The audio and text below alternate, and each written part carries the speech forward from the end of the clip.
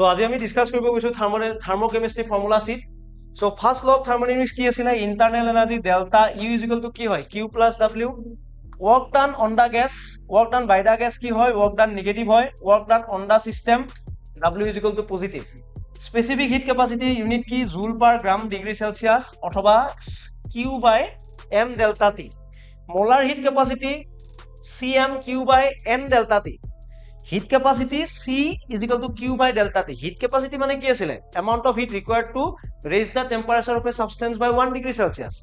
calorimeter temperature sense Q is equal to আমি কি বুলি লিখিব পাৰো ইয়াৰ পৰা MC delta T আৰু water কাৰণে কিমান হয় 4.184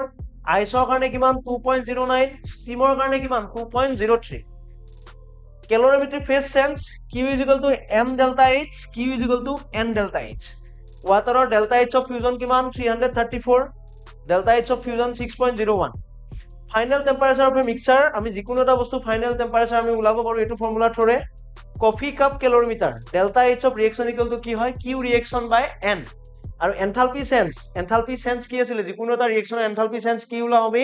enthalpy of the product minus enthalpy of the ki hoy tumalokor karone reactant summation of enthalpy of product minus summation of enthalpy of reactant ei table khon tumalokor karone বহুত বেছি important টেবুলৰ সন্মুখত লগাই থৈ দিবা ঠিক আছে